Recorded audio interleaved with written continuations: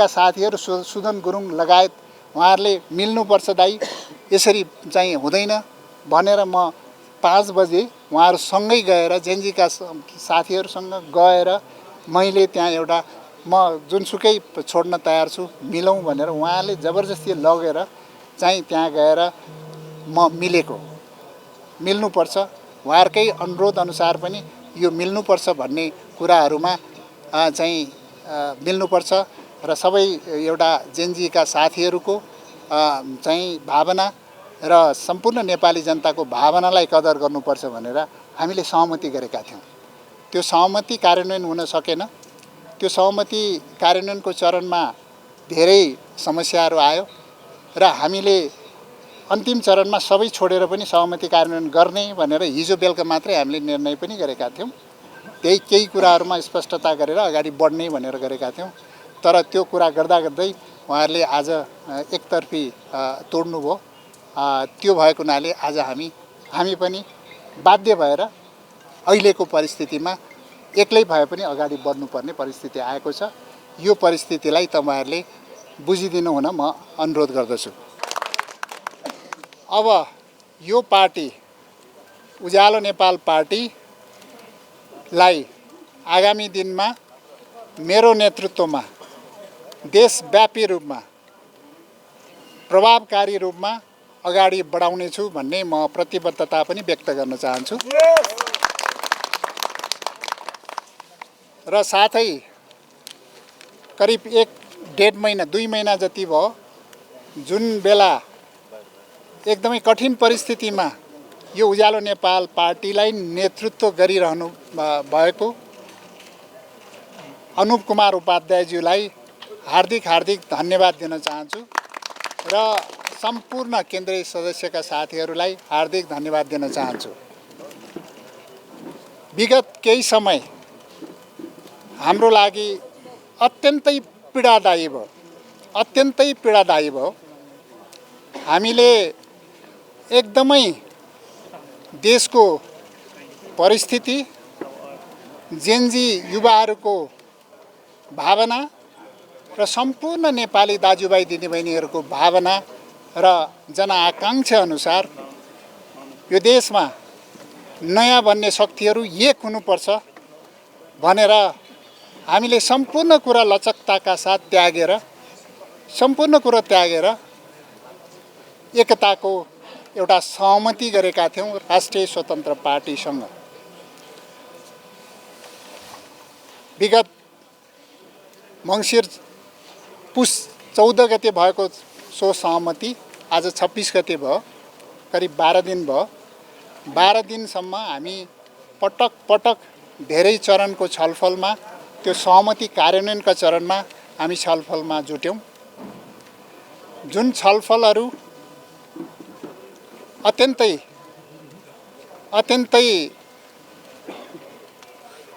हिंताबोधका साथ हामीले अगाडि बढाउनु पर्ने अवस्था आयो। एउटा अन्डरस्ट्यान्डिङ, एउटा सहमति 14 गतेको सहमतिमा भएको थियो, भद्र सहमति भएको थियो। लिखितमा नभएका सहमतिहरू पनि धेरै थिए, अलिखित सहमतिहरू धेरै थिए। कसरी कार्यान्वयन गर्ने यो एकीकरण प्रक्रियालाई भन्ने अलिखित सहमतिहरू थिए। त्यो सहमतिहरूमा हाम्रो कुनै किसिमको ठुलो माग पनि थिएन। यसलाई कार्यान्वयन गर्दै छिटोभन्दा छिटो कार्यान्वयन गर्दै जाउँ भन्ने हाम्रो माग थियो।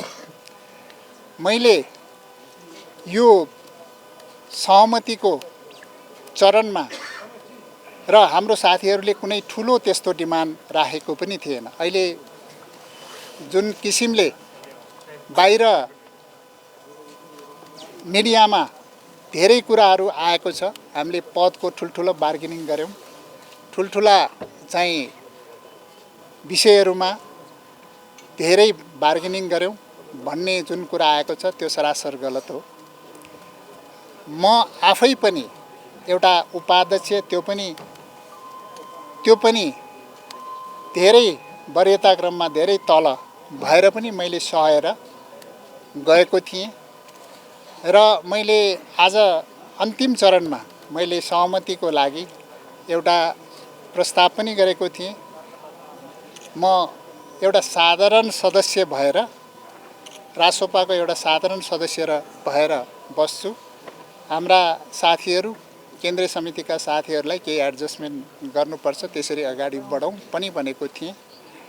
र यो विषयमा हाम्रो ठुलो चाहिँ विषय पनि थिएन र यो मुख्य मुद्दाका विषयहरू केही समावेशिता, सङ्घीयता, त्यो संविधानले देखाएका, संविधानले जुन आधारभूत विषयहरूलाई एड्रेस गर्नलाई एउटा पूरक सम्झौता गरौँ भनेको थियौँ।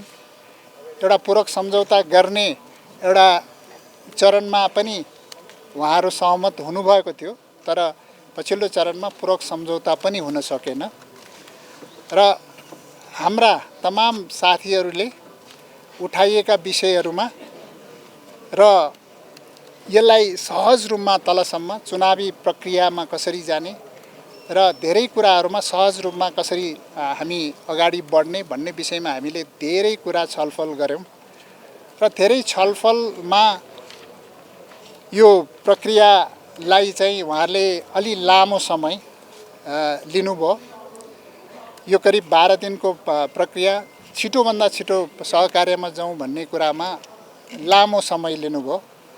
समानुपातिकका विषयमा पनि धेरै कुराहरू चाहिँ लामो समय लिनुभयो। हामीले सबै कुरा समानुपातिकको वास्तवमा भने सबै कुरा त्यागेर, छोडेर र तपाईँहरू सबै हिसाबले अगाडि बढ्नुहोस् भनेर हामीले छोडेकै थियौँ र यो लामो समयसम्म एउटा इन्गेज गरेर बस्नु पर्दाखेरि साँच्चीकै उज्यालो नेपाल पार्टीले ठुलो क्षति ब्याउनु परेको छ र अन्तिममा आएर, आजको दिनमा आएर, अन्तिम दिनमा आएर एकतर्फी रूपमा उहाँहरूले यो सहमति भङ्ग भएको घोषणा गरिदिनु भयो। हामीले घोषणा गरेको थिएनौँ। आज हामी अन्तिम समयमा टुङ्ग्यौँ, अगाडि बढौँ भन्ने नै थियौँ र एकतर्फी रूपमा उहाँहरूले सहमति भङ्ग भएको मलाई जानकारी गर्नुभयो र मिडियामा त्यही हिसाबले आयो। त्यसपछि हामी यसरी जुटेका छौँ। वास्तवमा यो हाम्रो लागि यो 12 दिन अत्यन्तै पीडादायी भयो। अत्यन्तै चाहिँ हाम्रो साथीहरू यो सहमति भइसकेपछि उज्यालो नेपालका समर्थक, शुभेच्छुक साथीहरूले धेरै पीडा भोगेको छ र यो बिचमा हामीलाई पुरै हामी इन्गेज भयौँ, इन्गेज बनाएर राखियो र राष्ट्रिय स्वतन्त्र पार्टीले ठाउँ ठाउँमा उहाँहरूले पार्टी प्रवेश कार्यक्रमहरू राख्नुभयो। उज्यालो नेपालका साथीहरूलाई पार्टी प्रवेशमा आह्वान गर्नुभयो।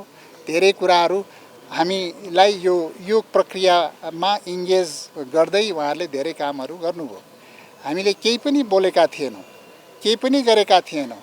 ठिक छ, एउटै भएर जाने हो, किनभने जनताले खोजेको आजको आवश्यकता भनेको एउटा शक्ति बन्नुपर्छ।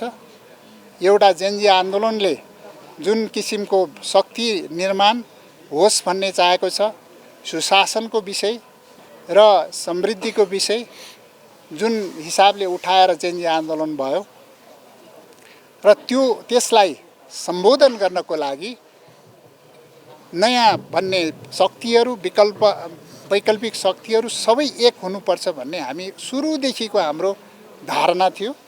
त्यही भएर हामीले एकता गर्न पुग्यौँ।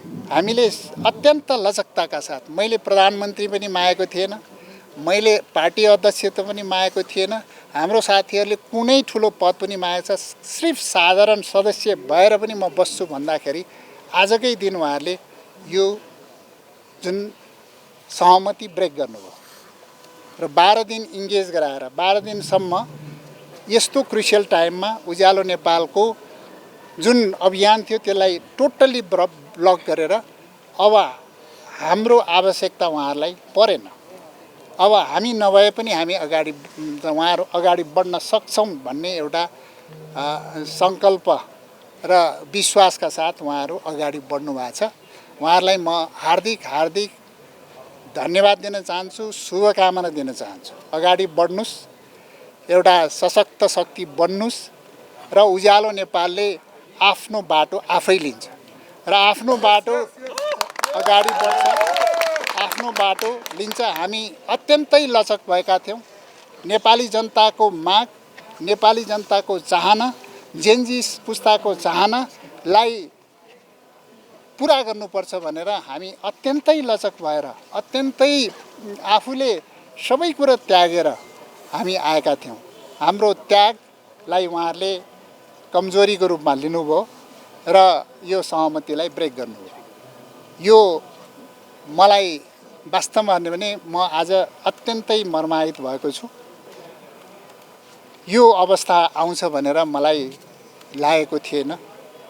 यो 12 दिन मेरो लागि ठुलो ठुलो विलखबन्धनमा, डिलेमा भन्छ नि, के गर्ने भन्ने नै, कता जाने भन्ने नै अन्योलमा भएको परिस्थिति र अगाडि बढौँ भने उहाँहरू चाहिँ अगाडि बढ्न नदिने, पछाडि जाउँ भने अप्ठ्यारो परिस्थिति, आम नेपाली जनताको, जेनजी भाइ बहिनीहरूको सपनालाई हामीले कुठाराघात भयो भन्ने परिस्थितिले गर्दाखेरि हामीलाई अत्यन्तै अप्ठ्यारो स्थितिमा पुर्याएका थियौँ।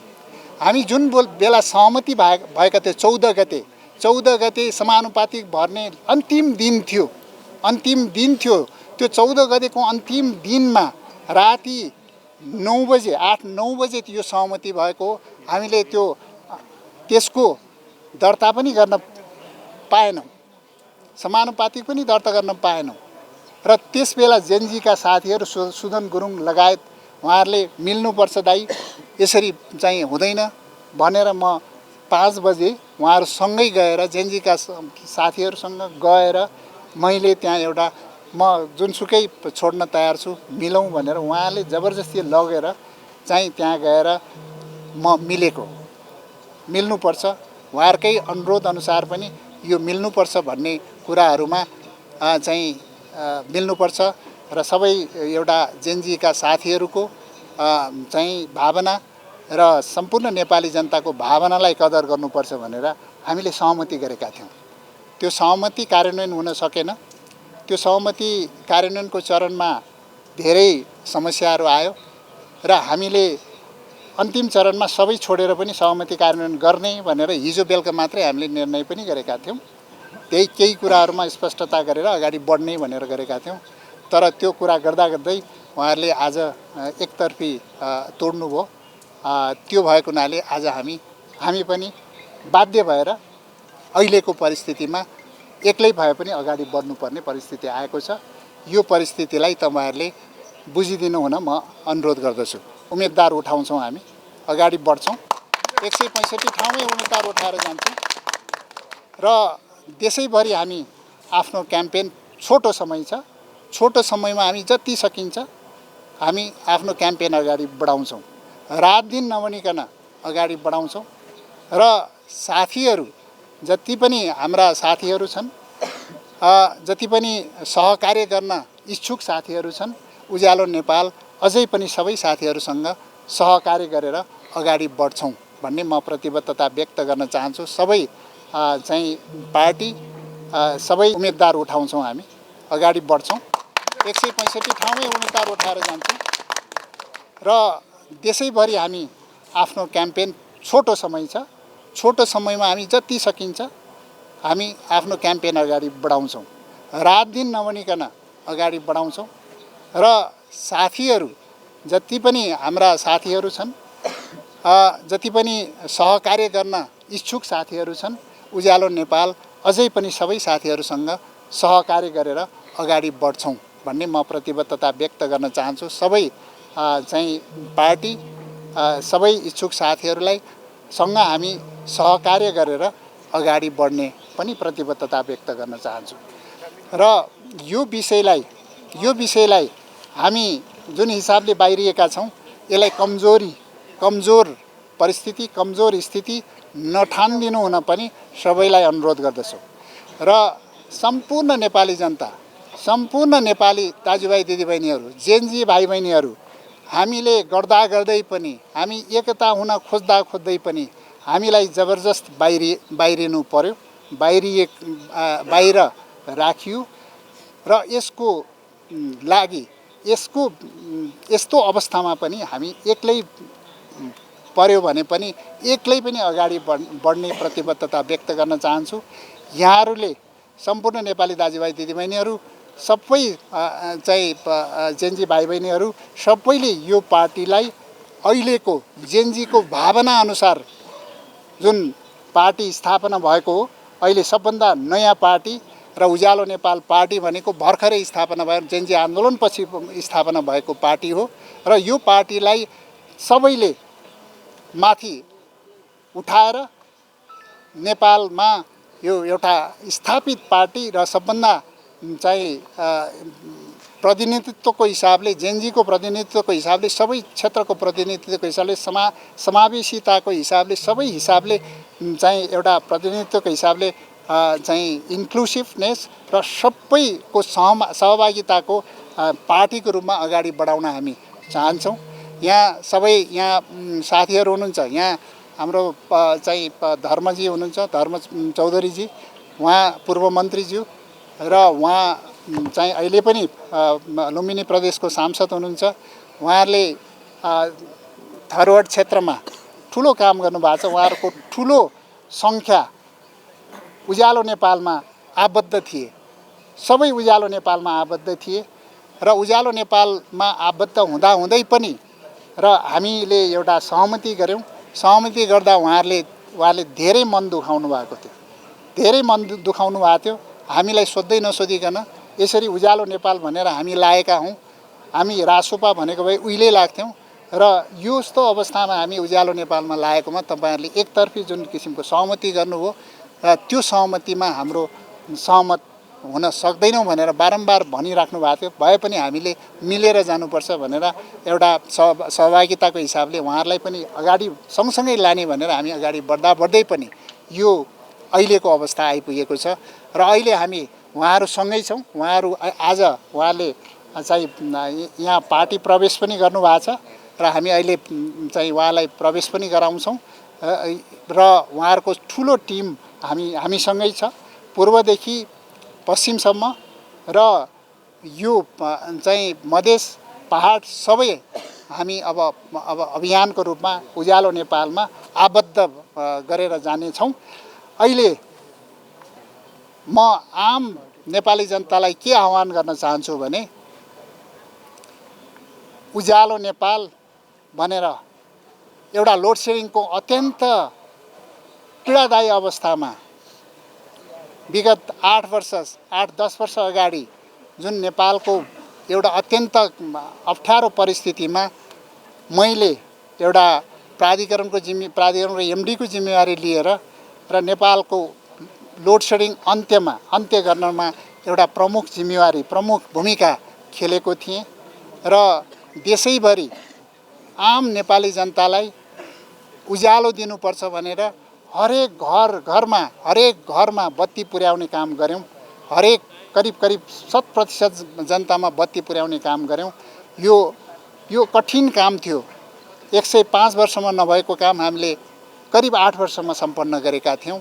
हामीले अत्यन्तै दुःख गरेका छौँ। प्राधिकरण जस्तो जर्जर संस्था, सधैँ घाटामा भएको संस्थालाई हामीले नाफामा ल्यायौँ र यो एउटा ऊर्जा क्षेत्रमा अत्यन्तै ठुलो परिवर्तन र हामीले विद्युतलाई इम्पोर्ट गर्नुपर्ने अवस्थाबाट एक्सपोर्ट गर्ने अवस्थामा पुर्यायौँ। यो एउटा ठुलो परिवर्तन थियो विद्युत क्षेत्रमा। एउटा योगदान दिएको छु। योगदान मैले मात्रै गरेको होइन, सबै चाहिँ साथीहरूले साथ सहयोग गरेर भएको भनेर मैले भनिरहेको छु। सबै चाहिँ सम्बन्धित सबैलाई मैले आभार प्रकट गर्ने गरेको छु। मैले एउटा नेपालको लागि नेपालको ऊर्जा क्षेत्रमा र कार्यकारीको भूमिकाबाट एमडीको भूमिकाबाट मन्त्रालयको 3टा मन्त्रालय सम्हालेर विगत करिब 115 दिनमा मैले सकेको धेरै कामहरू गरेको छु। त्यो डेलिभरी दिने काम, जुन डेलिभरी मैले दिएको छु र हाम्रो टिमले दिएको छ, हाम्रो टिमले दिएको डेलिभरी आज जनताले चाहेको डेलिभरी हो, देशले चाहेको डेलिभरी हो, डेलिभरी दिने काम गरेको छु र यो डेलिभरी अब आगामी दिनमा त्यस्ता डेलिभरी दिने कामको लागि नेतृत्वमा जानुपर्ने आवश्यकता छ।